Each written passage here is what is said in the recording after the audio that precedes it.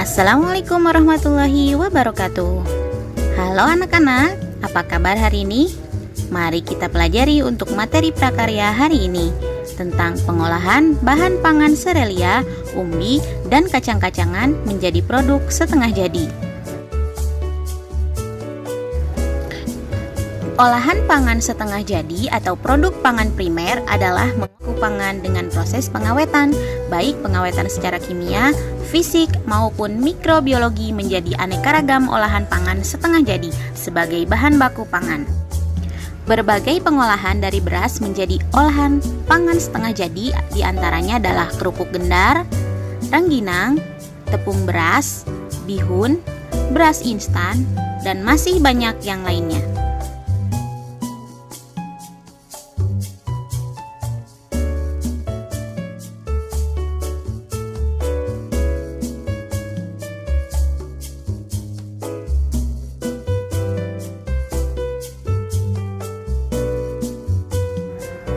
Yang kedua adalah jagung. Sebagai sumber pangan, jagung dikonsumsi dalam bentuk segar, kering, dan tepung. Alternatif produk pangan yang dapat dikembangkan dari jagung menjadi olahan pangan setengah jadi yaitu jagung pipil kering, beras jagung, tepung jagung, dan jagung instan.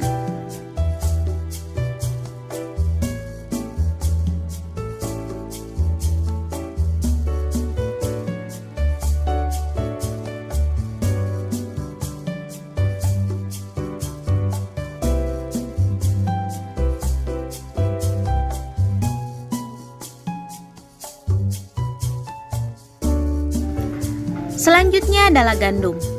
Jenis gandum ada dua, yaitu merah dan putih. Keduanya mempunyai tekstur lembut dan sangat mudah dicerna. Biji gandum terdiri atas 3 bagian, yaitu bagian kulit, bran, bagian endosperma, dan bagian lembaga atau germ.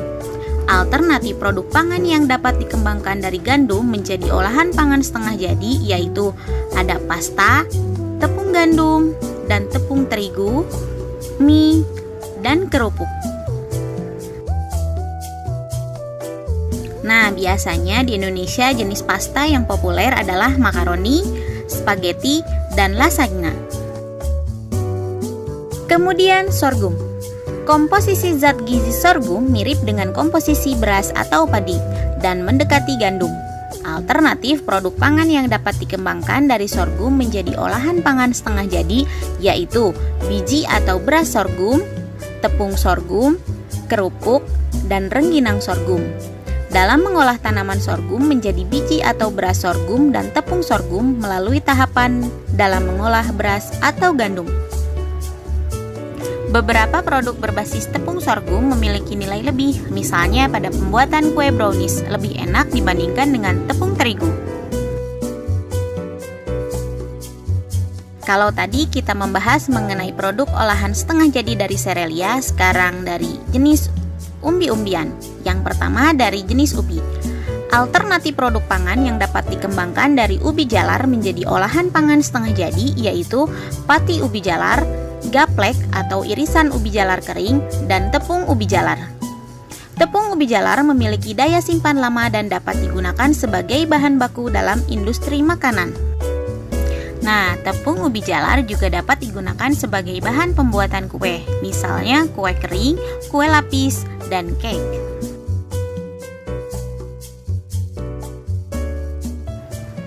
Selanjutnya adalah singkong. Produk pangan yang dapat dikembangkan dari ubi kayu sangatlah banyak, yaitu gaplek, tiwul instan, beras singkong atau rasi, tepung tapioka atau tepung pati singkong, tepung singkong, dan tepung mokaf atau tepung singkong yang difermentasi, dan kerupuk opak.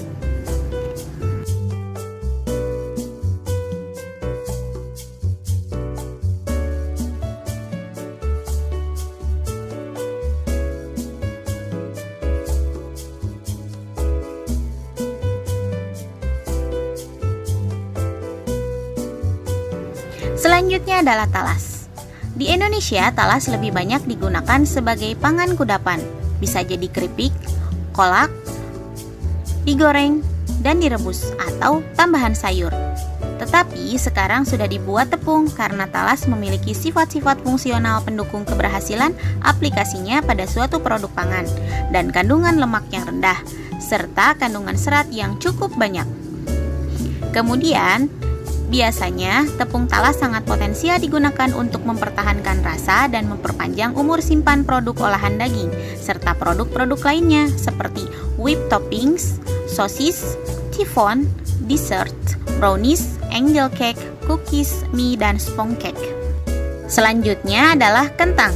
Sebagian besar kentang diolah dan dikonsumsi hanya sebatas menjadi sayuran ataupun berupa olahan makanan tradisional yang dikembangkan berdasarkan kebiasaan dan resep tradisional.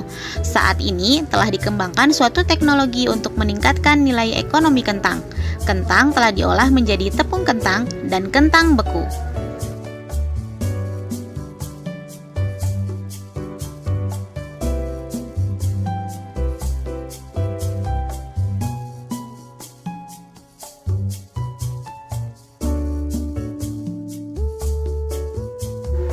Selanjutnya, kita akan membahas mengenai teknik pengolahan.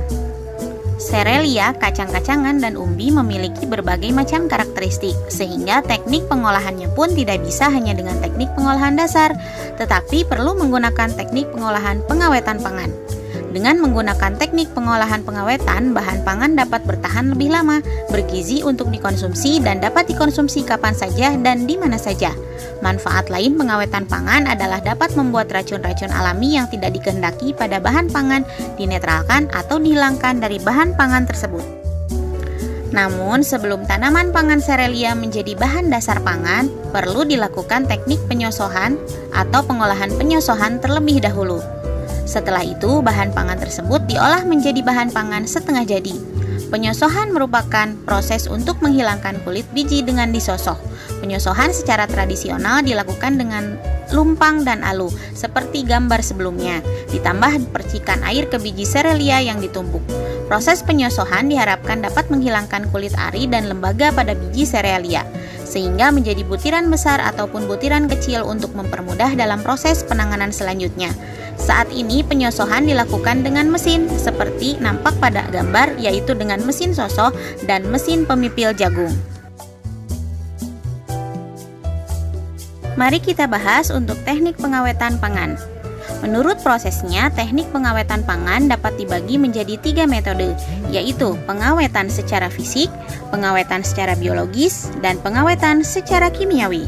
Pengawetan yang pertama yaitu pengawetan secara fisik. Merupakan proses pengawetan secara alami yang meliputi pengawetan dengan suhu rendah atau pendinginan, pengawetan dengan suhu tinggi atau pemanasan, dan pengeringan.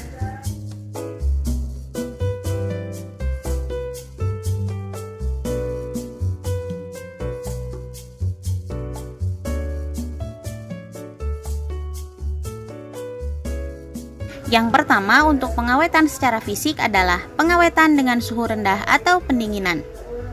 Sistem pengawetan dengan suhu rendah adalah memasukkan bahan pangan pada lemari pendingin atau kulkas.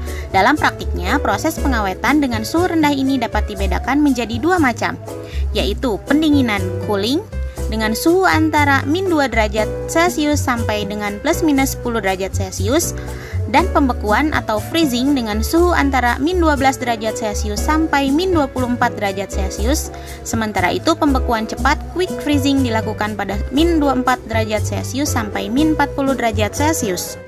Tujuannya adalah untuk menghambat pertumbuhan mikroorganisme pembusuk dan tidak dapat membunuh bakteri, namun hanya menghambat aktivitas saja. Yang kedua adalah pengawetan dengan suhu tinggi atau pemanasan.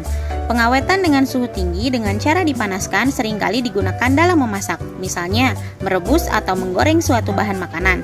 2 faktor yang harus diperhatikan dalam pengawetan dengan suhu tinggi atau panas sebagai berikut. 1. Jumlah panas yang diberikan harus cukup untuk mematikan mikroba pembusuk dan mikroba patogen. 2. Jumlah panas yang digunakan tidak boleh menyebabkan penurunan gizi dan cita rasa pada makanan. Berdasarkan penggunaan suhu, waktu, dan tujuan pemanasan, proses pemanasan dapat dibagi menjadi 2, yaitu proses sterilisasi dan proses pasteurisasi. Mari kita bahas untuk pengawetan dengan suhu tinggi atau pemanasan. Yang pertama adalah sterilisasi.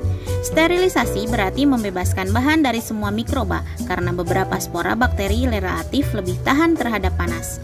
Pengalengan atau pembotolan adalah suatu cara pengawetan bahan pangan yang dipak secara hermetis atau kedap terhadap udara, air, mikroba, dan benda asing lainnya dalam suatu wadah yang kemudian disterilisasikan secara komersil untuk membunuh semua mikroba patogen atau penyebab penyakit dan pembusuk. Pengalengan secara hermetis memungkinkan makanan dapat terhindar dari kebusukan, perubahan kadar air, kerusakan akibat oksidasi, dan perubahan cita rasa. Yang kedua dari pengawetan dengan suhu tinggi adalah pasteurisasi. Adalah suatu proses pemanasan bahan pangan pada suhu di bawah titik didih air di bawah 1000 derajat Celcius dengan tujuan untuk mengurangi populasi mikroorganisme pembusuk. Tujuan utama proses pemanasan hanyalah untuk membunuh mikroorganisme patogen atau penyebab penyakit, misalnya pada susu, atau inaktivasi, menghentikan aktivasi enzim-enzim yang dapat merusak mutu, misalnya pada sari buah. Makanan yang dipasteurisasi tidak dapat menyebabkan penyakit, tetapi mempunyai masa simpan terbatas, yang disebabkan mikroba non-patogen dan pembusuk masih ada dan dapat berkembang biak. Dan yang ketiga adalah blanching. Blanching adalah proses perlakuan pemanasan awal yang biasanya dilakukan pada bahan nabati segar sebelum mengalami proses pembekuan, pengeringan, atau pengalengan.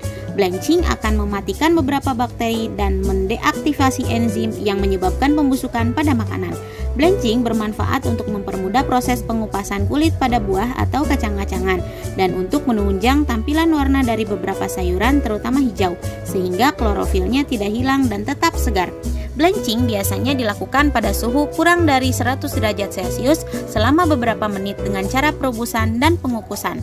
Contoh proses blanching yaitu mencelupkan bahan pangan nabati di dalam air mendidih selama 3-5 menit atau mengukusnya selama 3-5 menit. Kemudian pengawetan yang ketiga adalah pengawetan dengan pengeringan.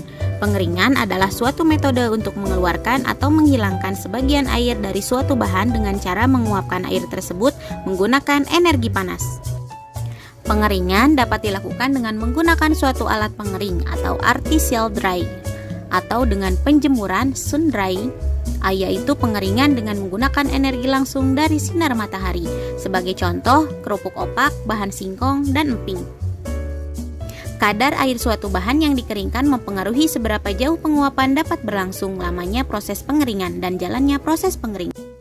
Kita masuk ke pengawetan yang kedua yaitu pengawetan secara biologis. Proses pengawetan secara biologis adalah dengan peragian atau fermentasi dan enzim. Mari kita bahas yang pertama, fermentasi. Cara peragian atau fermentasi merupakan proses perubahan dari karbohidrat menjadi alkohol. Zat-zat yang bekerja pada proses ini ialah enzim yang dibuat oleh sel-sel itu sendiri. Lamanya proses fermentasi atau peragian tergantung dari bahan yang akan difermentasikan.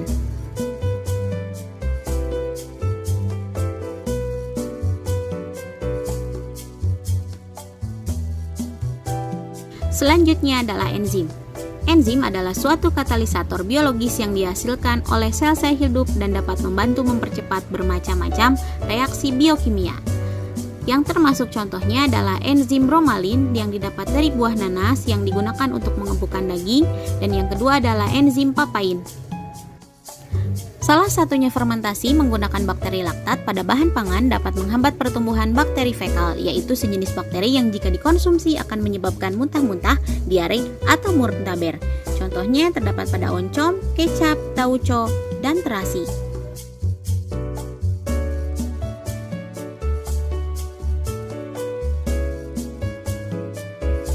Selanjutnya, pengawetan secara kimia. Beberapa teknik pengawetan secara kimiawi digolongkan menjadi dua, yaitu penggunaan pengawet alami yang diperoleh dari makanan segar seperti gula, garam, bawang putih, cuka, kunyit, dan keluak.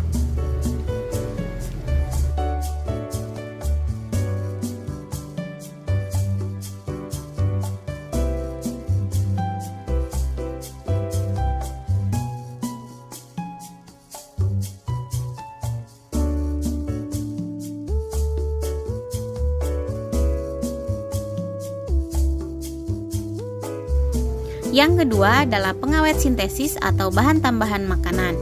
Pengawet sintesis atau menggunakan bahan tambahan makanan (BTM) merupakan hasil sintesis secara kimiawi.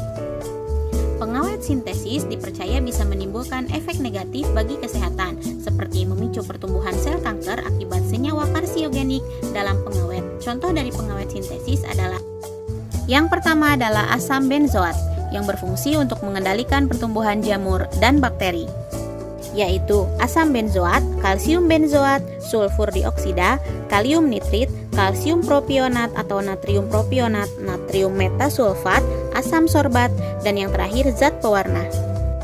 Selanjutnya, untuk pengawetan secara kimiawi yang ketiga adalah pengasapan. Proses pengasapan termasuk jenis pengawetan cara kimia. Bahan-bahan kimia dalam asap dapat berfungsi sebagai pengawet makanan. Biasanya, teknik pengasapan didahului dengan proses pengeringan dan pengasinan. Sebagai contoh, ikan asap dan telur asin bakar.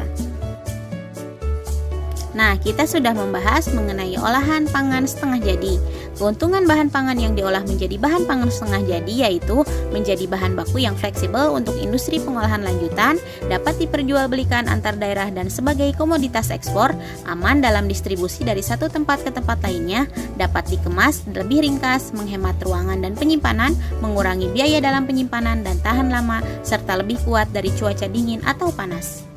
Sampai jumpa pada materi selanjutnya.